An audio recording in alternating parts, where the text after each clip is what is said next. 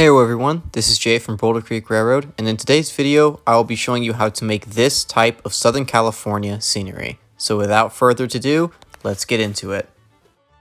Now, like with any scenery, diorama, or model railroad project, you're going to need a base, and I like to use these little bits of styrofoam and a hot wire knife or blade tool in order to cut and carve it.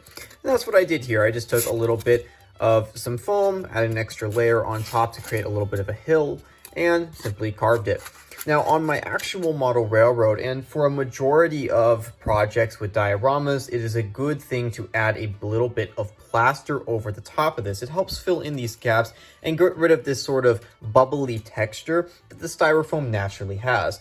Now for this project specifically, since this is a test for me, I'm not going to add any plaster because mixing some plaster for a section so small seems like a waste to me. However, if you're doing this on a larger scale or making a professional grade diorama, you must add a little bit of a plaster over the top of this. Now, after you have your base and have put plaster over it, an important step is to now paint that base. Now, you can of course tint your plaster color to be a tan-like color, but I like to use a bit of acrylic paint and just simply use a brush and paint over the top. Now the color I like to use is in these little tiny acrylic paint bottles, and it's called Trail Tan. Now I don't have that bottle with me at the moment since I just recently ran out, but what a good substitution for that is to mix a little bit of burnt umber and white together to create a color that looks like this one here. It's just like a little bit of a tan, a little bit of a darker tan color, and you're just going to paint over the entire diorama or your model railroad section that you are currently working on. Make sure you let that dry, and then we'll move on to the next step.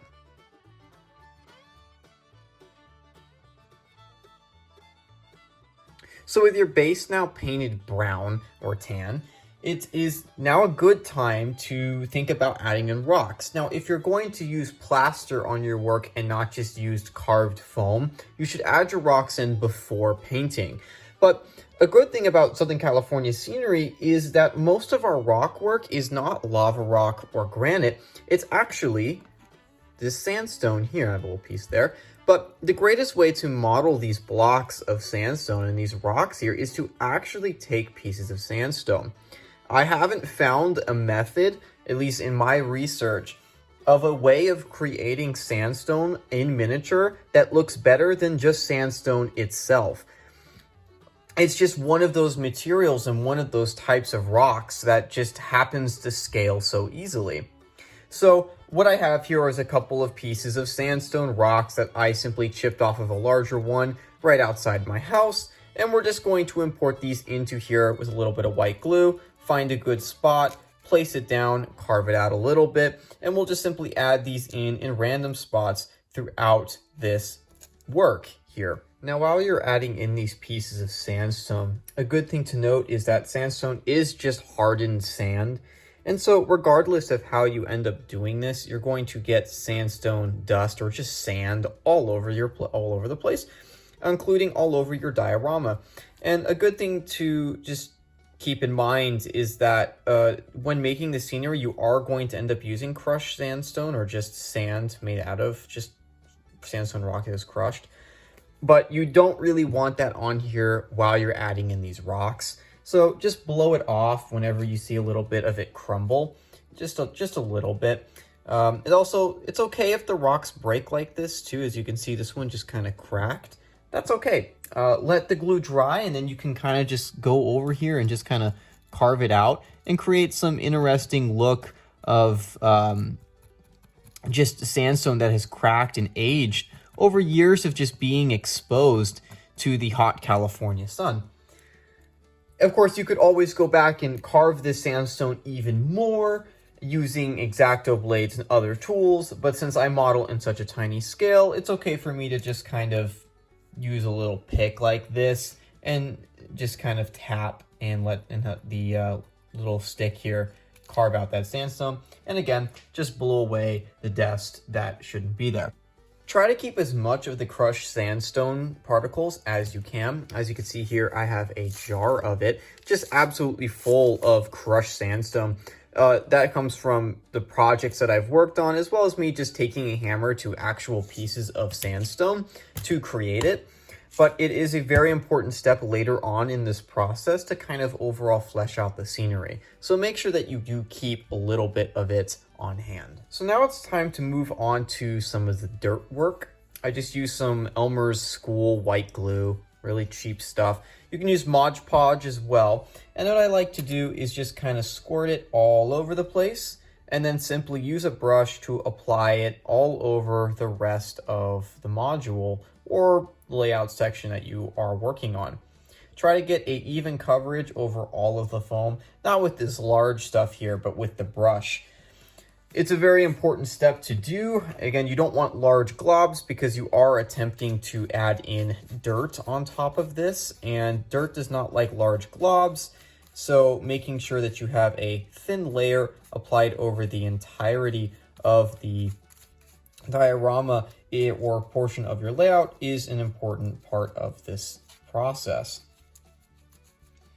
So I'm just going to continue to work it. Remember, the glue does dry pretty quickly, so it's good to work relatively fast. I did apply quite a lot of it over this. And I mean, this is a very tiny diorama, but it's good to work in very small sections. Even though this is, again, a relatively small little diorama, it's still a lot, the glue does glue really quickly. So it is important that you work in small sections. Otherwise, you're going to have a thin layer of dried glue over the entirety of your diorama because you weren't able to add that dirt fast enough. Now, again, you can use a bunch of different methods for dirt. I just find that normal dirt works the best, and I just took some dirt from my backyard. Again, don't use potting soil. Potting soil is not realistic. It's all black and contains a bunch of vitamins and like stuff that plants need to grow. And that's definitely not something that you want on a diorama like this. What I do have is a bucket of dirt from my backyard, all sifted out and made extremely thin. And I just take a little spoon and then just put it over the top of this diorama. Another good tool to have is a solo cup. These little small containers mainly found for salsas or just other small condiments, and simply just drill some holes in the top of it, and it makes a good tool for just applying dirt over the top. Make sure you don't get any glue on your rocks and only apply dirt in places that you are going to want it to be. Make sure to brush off some of that dirt over the top of your sandstone rocks. Just to make sure that you get rid of any of this darker colored dirt. Now, as you start to see here, there's a little bit of some different colors in the dirt. And that's because I've begun to sprinkle in that sandstone dust over the rest of the diorama. Now, I like to add it in sparsely over areas where there isn't sandstone, but around the sandstone, it's a good idea to add in a bit more.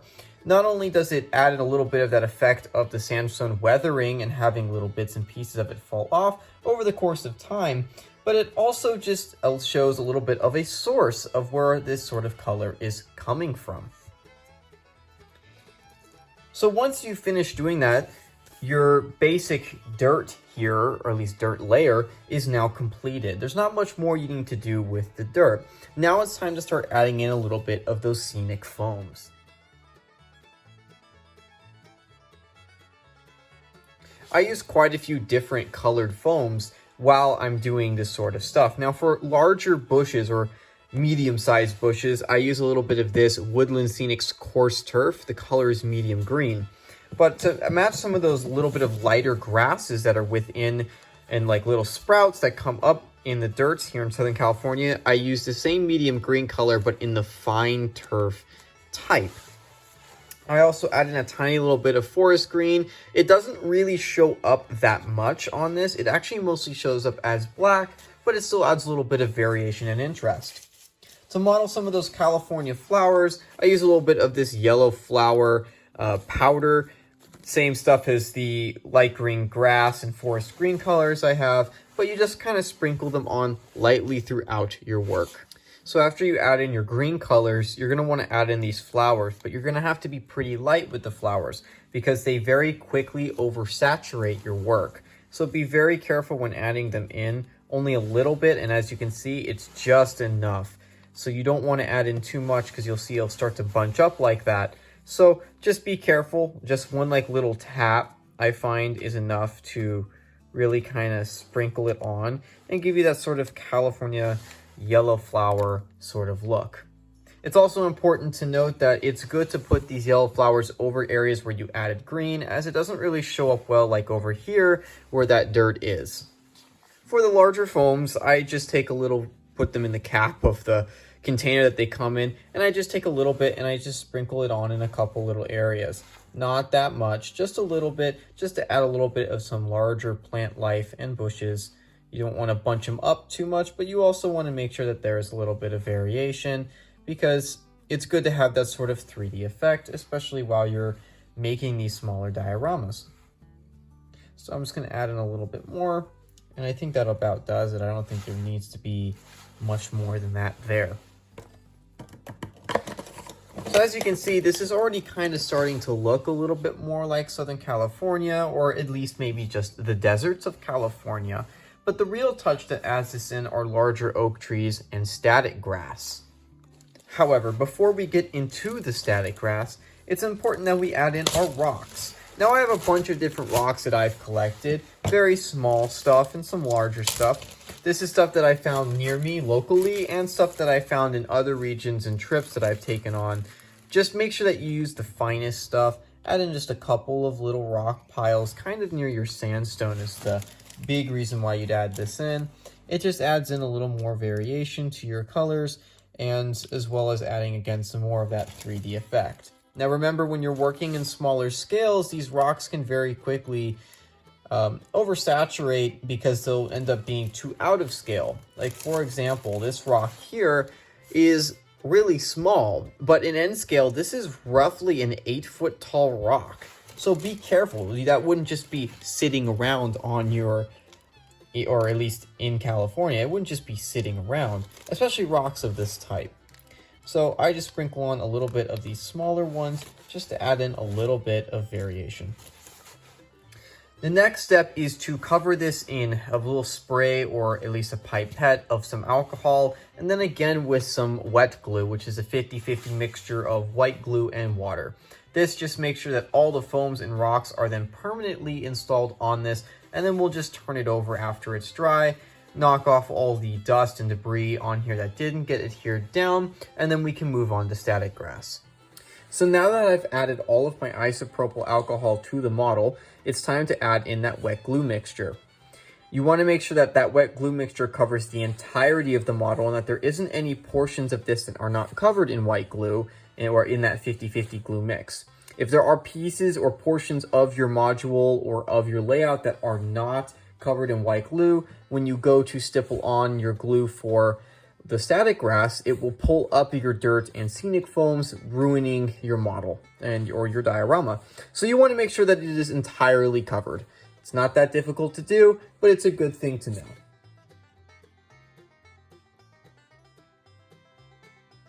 So our diorama is already starting to look a little bit more like Southern California, but the real piece of transformation is static grass. And I like to use this color here. It's Woodland Scenic Static Grass Flock, and it's a harvest gold color. And I just put it into a static grass applicator and just apply it like you would normally with static grass. For applying static grass, I just use a standard Mod Podge.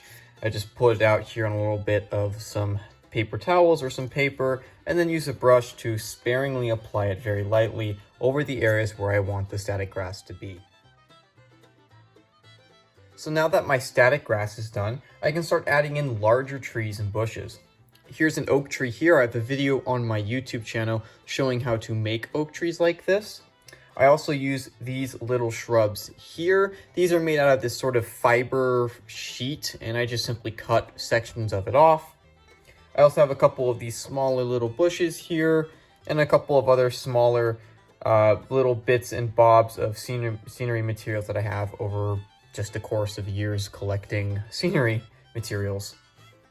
So you're just going to use some standard Elmer's white glue, glue them into place, With the larger oak trees, you're going to just simply puncture them into the foam work and then add a little bit of glue there, and that will keep them in place on the diorama.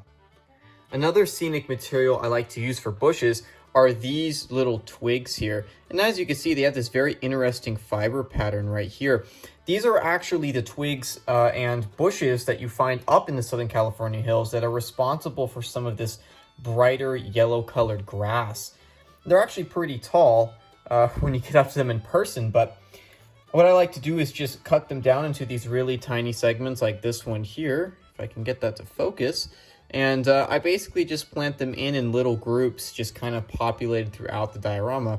Not only does it add in a little bit of some more authenticity to the piece, adding in some larger dead shrubs, but it also adds in a little piece of home, as it were, to kind of give the piece a little bit of some authenticity of there are pieces of this that are actually from the Southern California hills. So there you have it, a completed diorama. These are the best methods I found for modeling Southern California scenery, and I think it turned out great. I wish you luck in your project, and I hope you enjoyed this video. Happy railroading!